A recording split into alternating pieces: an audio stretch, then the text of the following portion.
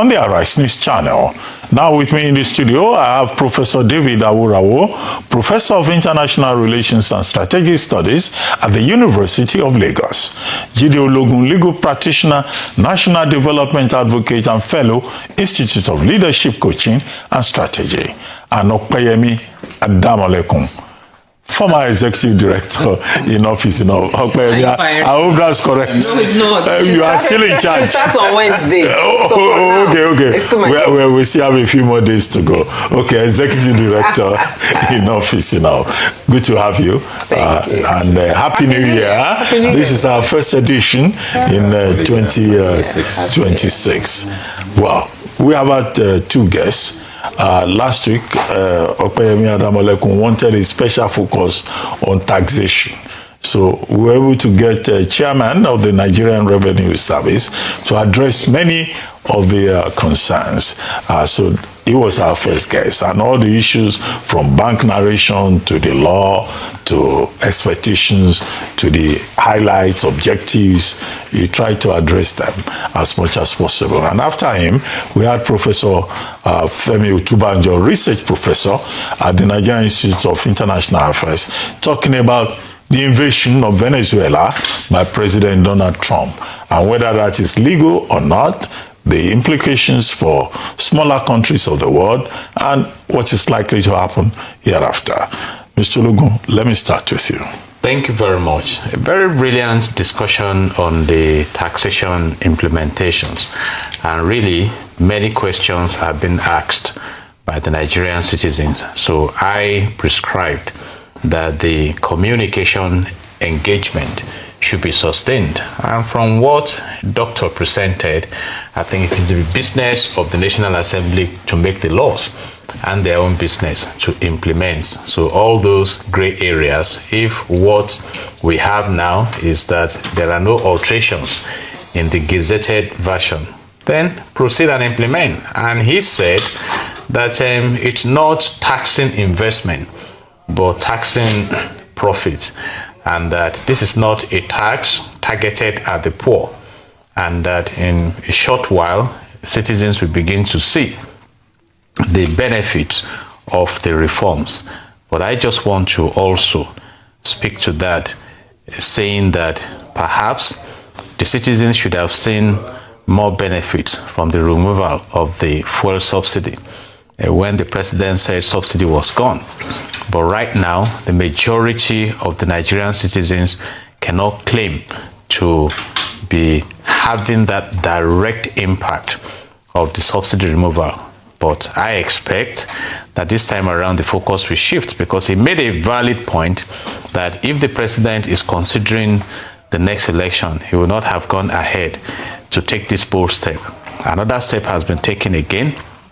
With those that have been taken, can the benefits manifest this time around? And he also answered several questions about the banks being completely separate from the tax implementations and things like that. We hope that there will be sincerity of purpose, but I just advise that the communication should be sustained to explain a lot of questions on the minds of the people. And that brings me to the case of Donald Trump kidnapping the president of Venezuela and the wife. Yeah, we saw that coming. Recently, he has bombed some boats, allegedly trafficking drug from Venezuela to America, and he has also promised that he will take further actions. And I quite appreciate how Prof dug into the motives. And I know that the interests of China in Venezuela and some other countries does not make America comfortable. And when he's now saying that big time all investors in America will move into Venezuela, some are already there and they have their expired license not renewed. So there are several issues here. And I'm also concerned about how the superpowers of the world are coming out to play now like the big ones, and which is questioning the powers of the United Nations, just like some of us also tried raising some queries directed at ECOWAS when some countries started migrating from democracy to other forms of government.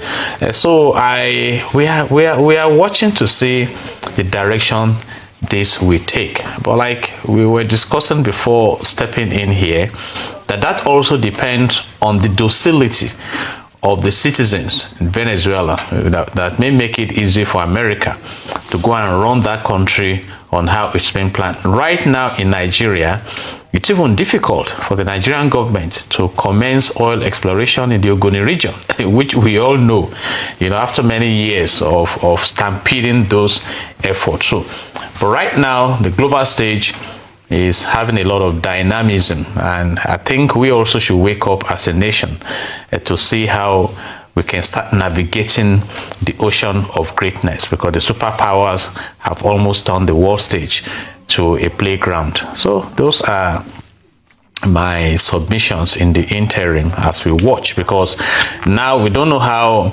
you're going to implement your own criminal laws by going to engage in a military arrest of a president of another country. So let's see how this will turn out in the days, weeks, and months to come. But by and large, Donald Trump has again changed the narratives of international relations. So we also test the powers of the United Nations.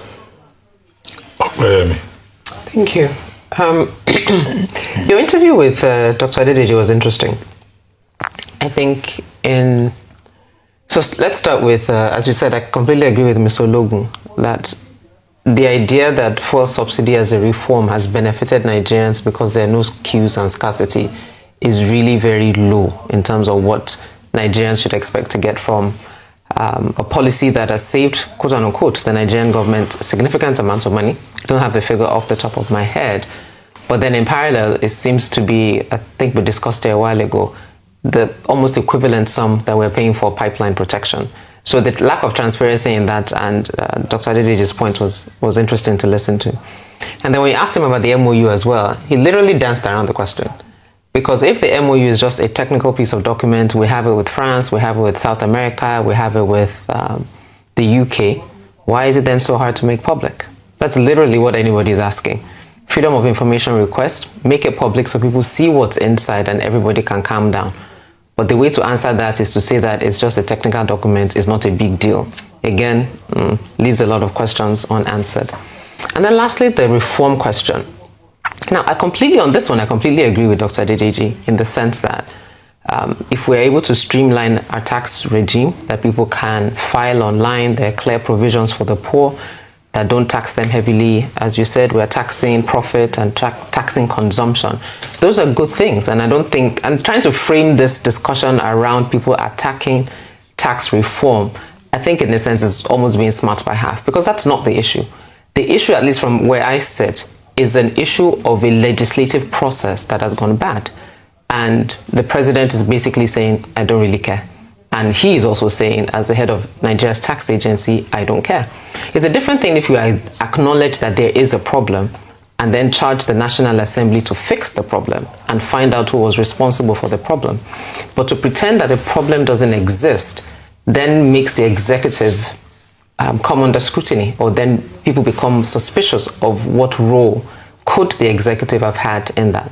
Now, from what I understand, I think as of a week ago, I didn't check this afternoon, the copy of the Gazetted Act that was on the Fiscal Reform website was different from the copy that was on the Tax Tribunal website. Both of them gazetted by the Ministry of Information. So what the House of Representatives was then asking, he said, you know what? Can you give us a CTC, so asking the clerk of the National Assembly, give us a CTC copy, certified true copy of the harmonized bill, so we can actually see what copy was sent to Mr. President, because that is different from what we're now seeing that was gazetted. What was released yesterday was basically the clerk of the National Assembly, or the National Assembly itself, saying, don't worry, the gazetted one, that's the real one. We have certified the gazetted one. So they failed to release the certified true copy of what the legislators passed, but they are now basically saying we have adopted this gazetted version as the correct one.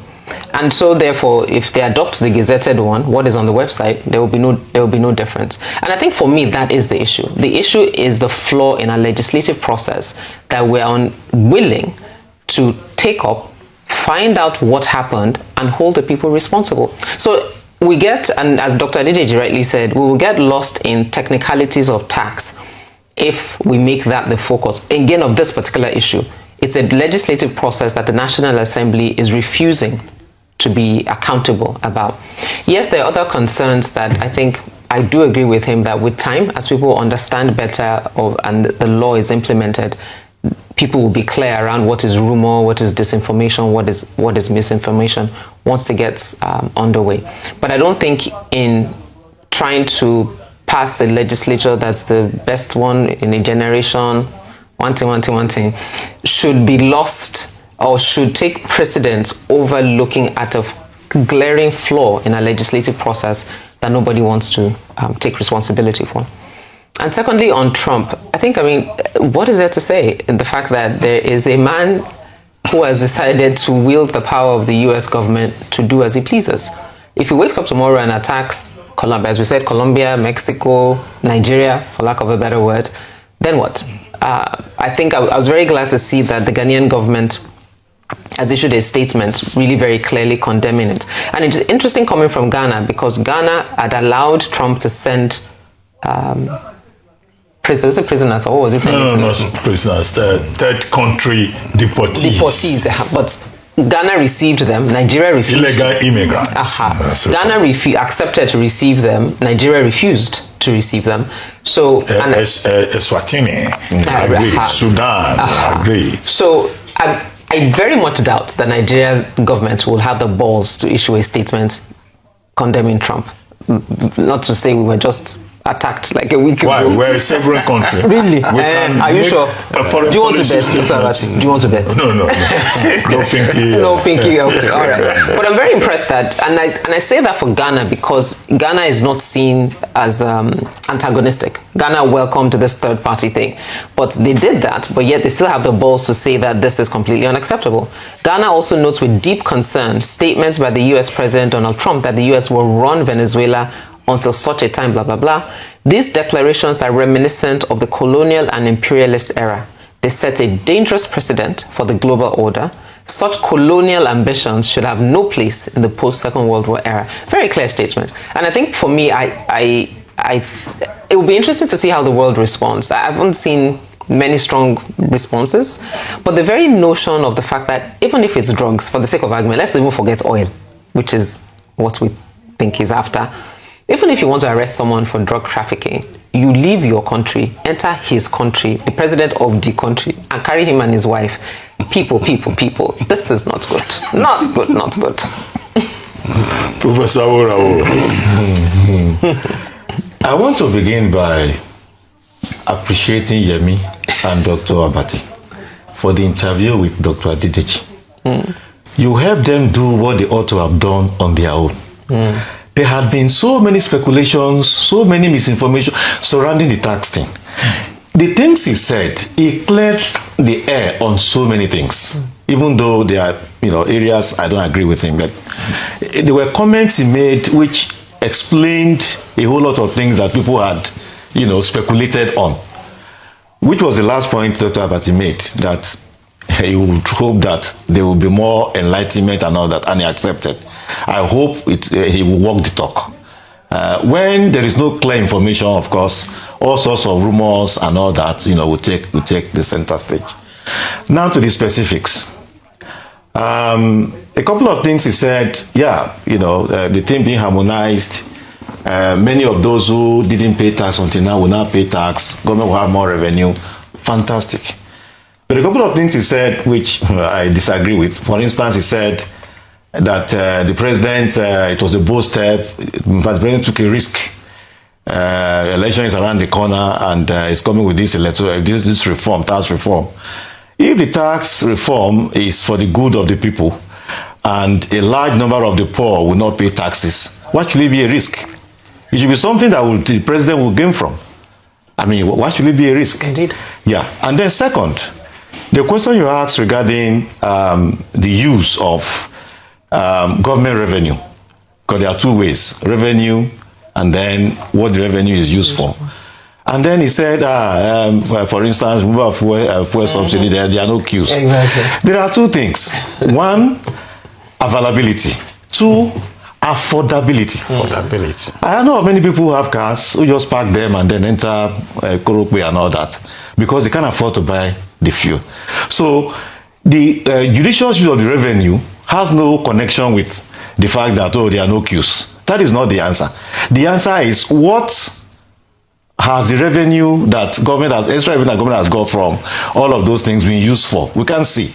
Now, people are not able to buy fuel to move their cars, so they go on public transport. If a lot of this, what has gone to government, is used for more mass transit, development capacity in that area, people will benefit from that. Actually, in many countries, people just go by train, people just go by, the public transportation. Not everybody, jump into his car and they're entering the road. We don't have that. One would have expected that, the fuel subsidy removal and the extra revenue, a lot of it will be plowed into this because they are connected. It's about mobility. But we have not seen anything like that. So these are things that the government needs actually to focus on. And the issue of trust. The fact that since May 29, 2023 till now, people can see the extra thing that the extra revenue has brought. It is just normal that people would be skeptical regarding paying extra taxes. I mean, the government's ability to use the resources for the benefit of the people. And that is what government has to work on. People normally all over the world want to pay taxes, but when people see what the taxes are being used for and the benefit derivable from it, they will be more willing to pay taxes. So let us see how things unfold. He has promised a whole lot of things, the beginning of good things to come. We have had this several times. Let us see how all of these things unfold as we move on. Then Trump and Venezuela. Do I say these are interesting times? What has happened is actually, to use the term that some scholars were using in the middle post-Cold War period, that have we come into a new world order or a new world disorder?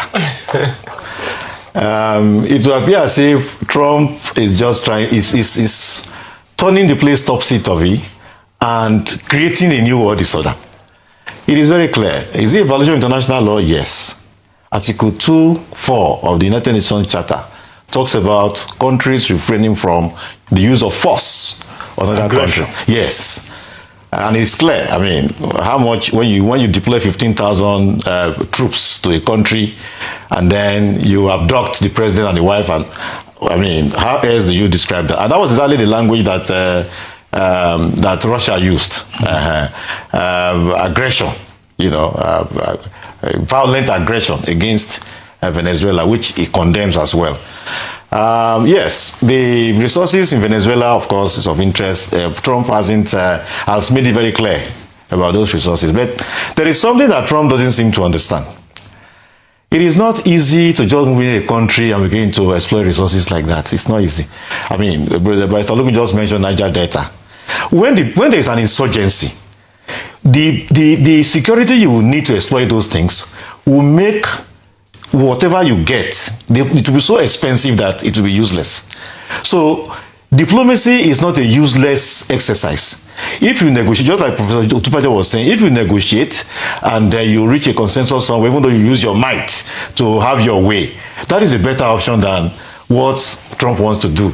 To now run the country, Pompeo and someone they will run the... It's just amazing. The Nobel Committee, they will be very, very happy that they didn't give the Nobel Prize to Trump. They would have been embarrassed if they had, because they, just like Emir said, see where we are. And then for Nigeria, yes, Nigeria needs to be, we need to now reevaluate the attack that took place on Christmas Day. We know that countries are hardly altruistic. National interest is always, very, the preeminent thing. And so the President Tinubu needs to be cautious. He's been going, apart from the US, he says Turkey and some other countries are being, we should look more, Mexico, yes, we should Colombia. We should look more inwards first. Countries are not Father Christmas. countries are always considering their interests. So altruism that President Tinubu is thinking would propel countries to come and assist Nigeria to tackle insecurity does not exist. So, and there should be more skepticism now about, Trump's interest. Is he actually interested in Nigeria being secure, Christians being protected, or is that not obvious? or the minerals in Zamfara and Sokoto and all. So because anywhere he goes to, he talks about these minerals. When they negotiated the agreement, the ceasefire in Rwanda and DR Congo, he made it very clear. Exactly. In the case of Ukraine, Russia, he has also made it very clear. So Nigeria's case cannot be different. We should begin to now exercise a whole lot of more skepticism and see how we can put our house in order so that Trump can stay where he is and we remain where we are. And make progress. Okay. Very good. Anyway, let's take another subject. Let's come home now.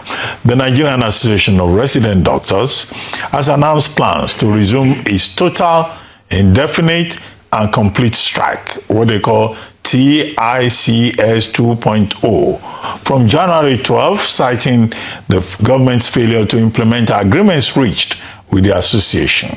The association, in a statement issued on Saturday and signed by its president, Mohammed Suleiman, outlined that the planned strike, tagged "No Implementation, No Going Back," is expected to commence at the appointed date unless the government meets the association's outstanding demands. In addition to the planned strike, the resident doctors announced plans for nationwide protests to highlight unresolved welfare concerns affecting resident doctors. Now, in November, this same National Association of Resident Doctors called out its members and they were on strike for 29 days. Then they had a meeting with the federal government and they reached certain agreements by November 29. Then they called off the strike. But since November 29 till now, the resident doctors, who constitute the major bulk of service providers, in the various, hospitals, then said the federal government has not followed up on its promises, and now they're declaring an indefinite strike, and that no implementation, no return to work.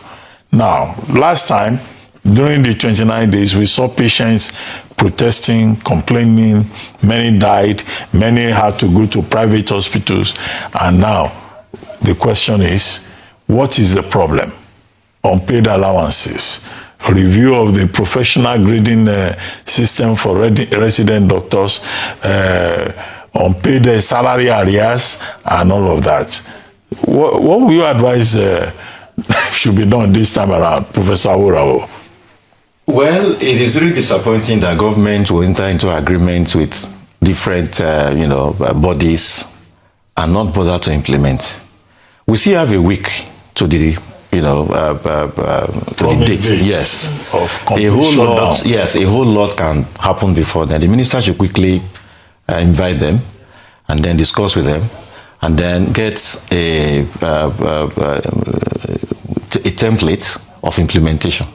Government would always say we don't have all the money to pay now. They should express goodwill.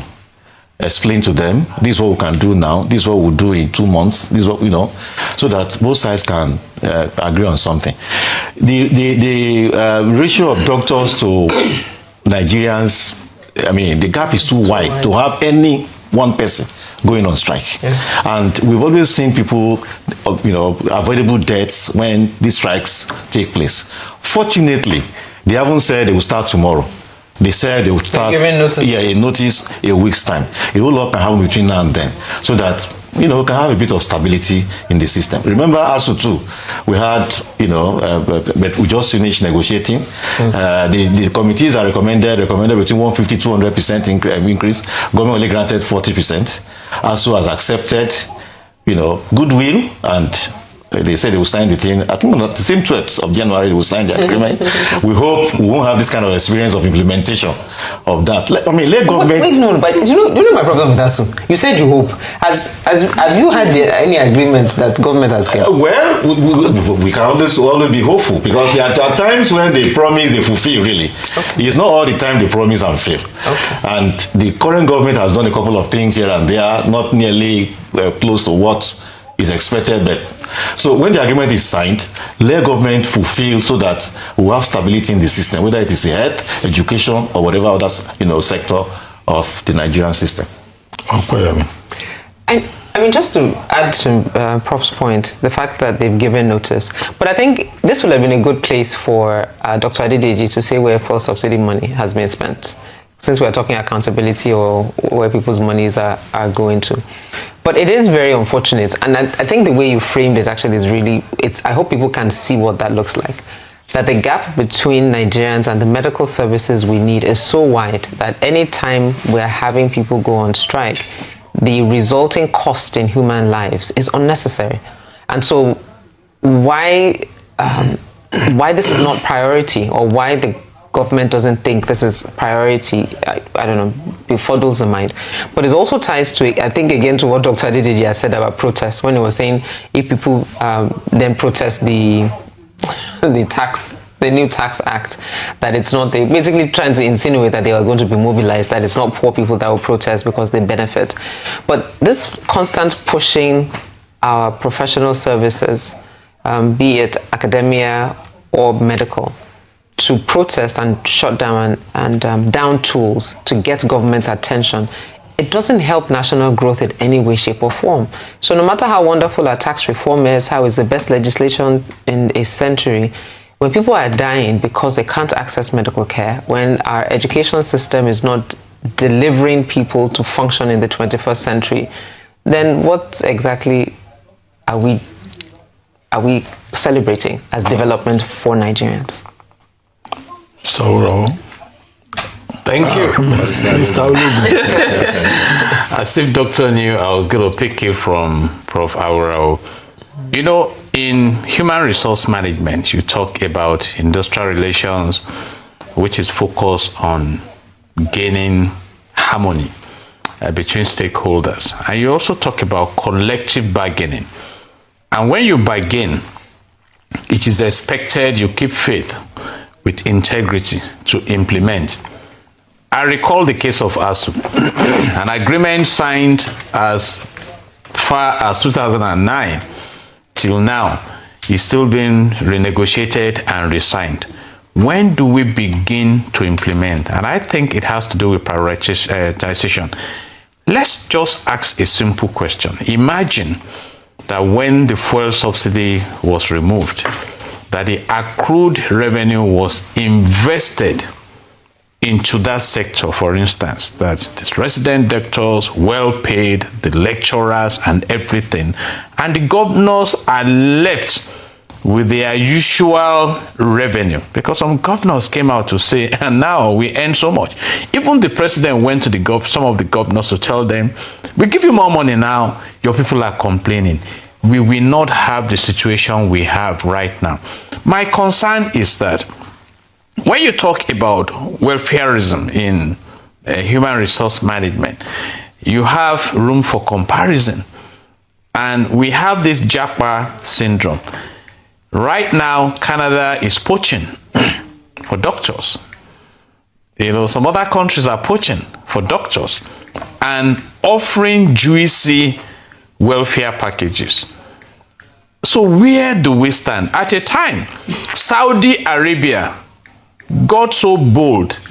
Saudi Arabia came to Nigeria to conduct interviews for medical practitioners.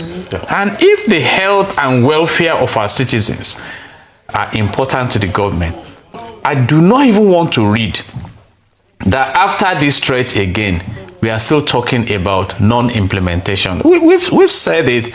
Section 14, subsection 2 of the Nigerian Constitution 1999 as amended states that the security and the welfare of the citizens shall be the primary purpose of government. And when you talk about human resource management, you look at section 17 of our Constitution. It's clearly stated there the kind of environment that should be provided for the workforce.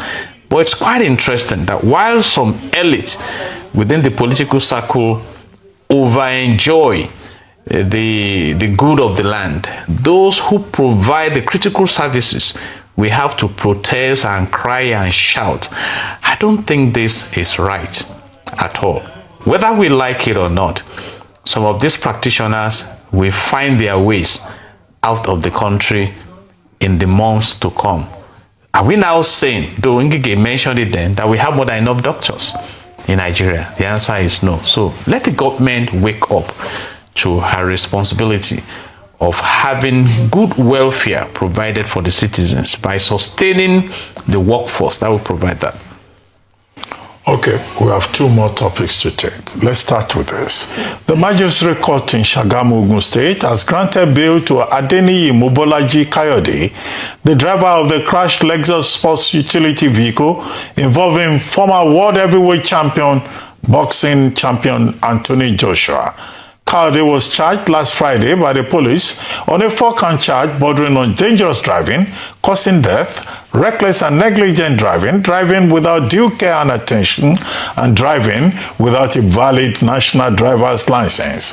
The driver was granted 5 million naira bail with 2 sureties. He was remanded in a correctional facility pending fulfillment of the bail conditions.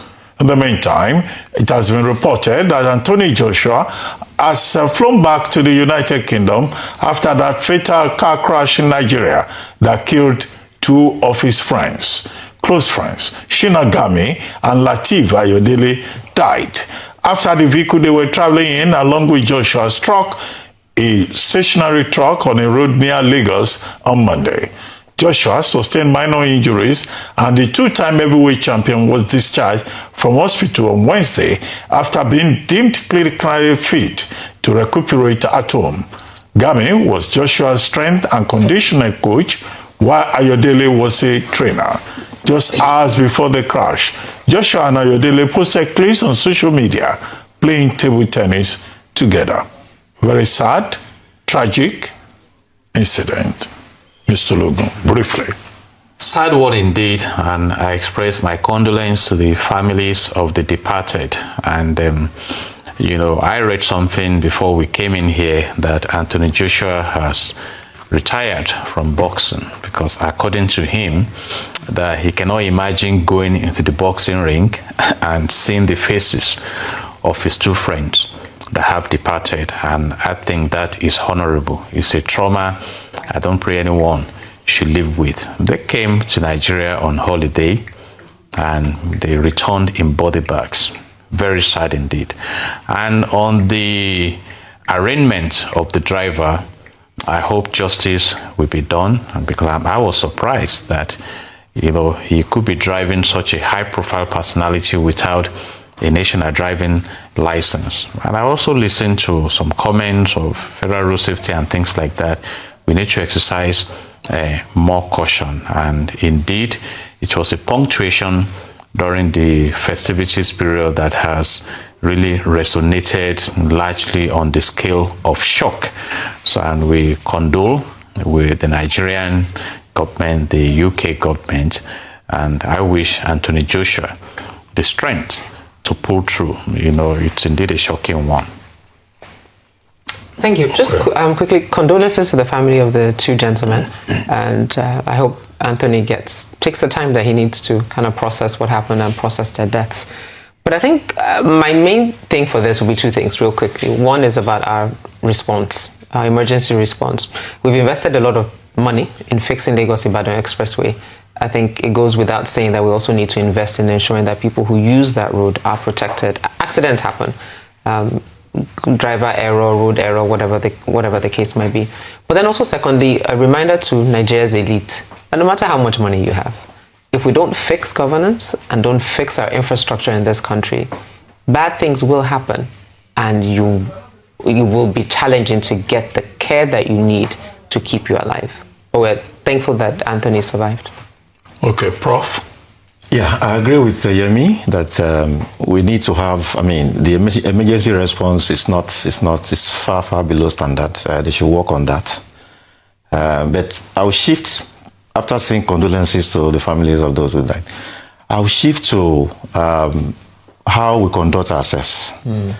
That accident is totally preventable, and that is what breaks my heart in all of this. From the information. Of course, the guy was overspeeding. The vehicle he wanted to overtake, he wanted to overtake from the right. Apparently, maybe the vehicle was not even aware The vehicle wanted to overtake by the right, and they turned his hand a bit, forcing him now to also turn. If a vehicle were not parked, he might have just run into the sand and then maybe find his way. Unfortunately, it was at the point where a vehicle was to the right. So the Kayode has not Kayode. This is a particular Kayode. You should have been more careful in the driving. And when you are in a car and somebody is driving recklessly, you also have a responsibility to call the person to order. Slow down, don't go. We'll have solved all of this. If they were weak. We hope that justice will be done at the end of the day. Okay, finally, and we have just a few minutes. The national chairman of the All Progressives Congress, APC, Professor Netanwe Yiwatra, has declared Governor Simi Fubara as the leader of the party in Rivers State. Professor Yiwatra also pledged to support Fubara's second-term bid if he wins the party's primaries. The APC chairman's confirmation came as the Minister of the Federal Capital Territory, Nyesom Wike, declared that his political career will suffer irreparable damage if Fubara secures his second term in office. The party chair explained that it is APC's practice to recognize 7 governors as party leaders in their respective states. He, however, emphasized that Governor Fubara must work with other stakeholders to ensure inclusion and effective coordination within the party. Apparently, in response to this, Minister of the Federal Capital Territory, Nyesom Wike, has declared that Rivers State Governor Simi Fubara will not be re-elected in the 2027 governorship election, insisting that the state's reported 600 billion financial war chest would not save him from defeat. Wike accused his estranged political ally of reneging on agreements reached during a peace and reconciliation meeting convened by President Bola Ahmed Tinubu in June. Now, very quickly and very briefly, let me start with you, Professor Awurawo. Well, I'm happy about what is happening in Rivers. They will cancel each other out. It just reveals how selfish our politicians are. Yeah. They will cancel each other out. But the interest of Rivers people is what is of concern to me in all of this. That after fighting and fighting and fighting, what will be left for the attention to the interest of the people? Yeah. But whoever the Rivers want to also elect, they should elect. Opeyemi. Yeah, the proxy Fubara becomes the dummy, I mean not dummy in a bad way, but the proxy pawn, in a sense, between Tinubu and Wike. It will be interesting to see how it plays out. Mr. Logun. This time around, Wike is not in APC, and APC is taking a position. Wike won the first part of the battles. I want to watch and see who wins the second part. And I won't say more than that. Well, thank you very much, Mr. Logun. Thank you, Opeyemi Adamolekun. Still Executive Director until Wednesday. And that's on Sunday. We have to Director Emeritus. Okay, then you become Executive Director Emeritus. Yes. That would be the best way to put it. And Professor Awurawo, thank you very much. Now, you've been watching This Day Live, a Sunday talk show here on Arise News. I'm Ruben Abati from our entire team here in Lagos. It's bye for now, and thank you very much for watching.